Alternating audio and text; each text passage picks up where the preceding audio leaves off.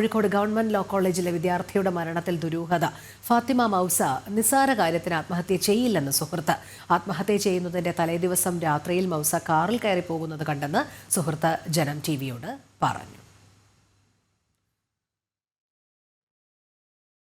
വിവരങ്ങളുമായി Google K Venugopal ചേരും.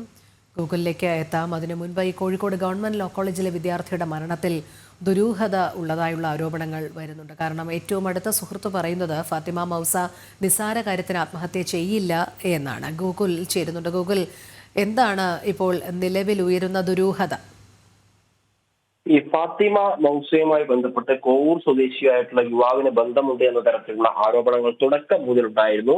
ആ യുവാവ് ഫാത്തിമ മൗസയുടെ വീട്ടിലേക്ക് വിളിച്ചതിന് ശേഷമാണ് ഈ പെൺകുട്ടി ആത്മഹത്യ ചെയ്യാനോ അല്ലെങ്കിൽ മരണപ്പെടാനോ ഉണ്ടായ സാഹചര്യം ഉണ്ടായത് എന്നാണ് അന്വേഷണ ഉദ്യോഗസ്ഥർക്ക് ഇപ്പോൾ മനസ്സിലാക്കാൻ വേണ്ടി സാധിച്ചിട്ടുള്ളത്. കാരണം ഈ ഒരു വിവാഹിതനും രണ്ട് കുട്ടികളുടെ അച്ഛനുമാണ് ഈ ഫാത്തിമ മൗസയുമായി ബന്ധമുള്ള ആ യുവാവ്.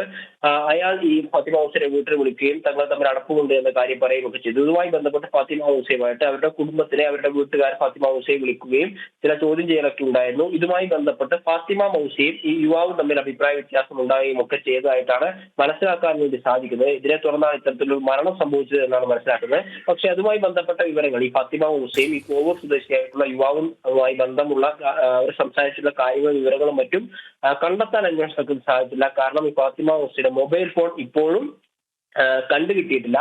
ഫാത്തിമ മൗസയുടെ മുറിയിൽ നിന്ന് ആകെ കിട്ടിയത് 3 കുറിപ്പുകൾ മാത്രമാണ്, 3 പേരുകൾ മാത്രമാണ്. അത് ആത്മഹത്യ അല്ലെങ്കിൽ മരണപ്പെടുന്ന ദിവസം അന്ന് ഉണ്ടായിരുന്നത് ഫാത്തിമ മൗസയുടെ മാതാപിതാക്കളുടെ അമ്മാവിന്റെയും പേരുകൾ എഴുതിയ മൊബൈൽ നമ്പറുകൾ എഴുതിയ ഒരു കുറിപ്പ് മാത്രമാണ്. ഈ മൊബൈൽ ഫോൺ ഉൾപ്പെടെയുള്ളവ കണ്ടുകിട്ടാത്ത സാഹചര്യത്തിലാണ് ദുരൂഹത എന്ന ആരോപണവുമായി കുടുംബം ഇപ്പോൾ മുന്നോട്ടേക്ക് വന്നിട്ടുള്ളത്. മാത്രമല്ല, ഒരു ഉന്നതതല സംഘത്തെ കുറിച്ച് ഈ കേസ് അന്വേഷിപ്പിക്കണം എന്നൊരു ആവശ്യം കൂടി ആ കുടുംബത്തിന്റെ ഭാഗത്തു നിന്ന് ഉയരുന്നുണ്ട്. ഈ കോവൂർ സ്വദേശിയായിട്ടുള്ള വ്യക്തി ഇപ്പോൾ ഒളിവിൽ കഴിയുകയാണ്. അയാളെ കണ്ടെത്താൻ ഇതുവരെ സാധിക്കാത്ത അന്വേഷണത്തെ പിറകോട്ട് അടിക്കുന്നുണ്ട്. അതോടൊപ്പം തന്നെ ഈ ഫാത്തിമ മൗസ യുവാവുമായിട്ട് ഈ മരണത്തിന്റെ തലേന്ന് രാത്രി വന്ന് താമസിക്കുന്ന സ്ഥലത്ത് വന്ന് ഇറങ്ങുന്ന ദൃശ്യങ്ങളും പുറത്തു വന്നിട്ടുണ്ടായിരുന്നു. ശരി കുലാണ് വിവരങ്ങൾ നൽകിയത്.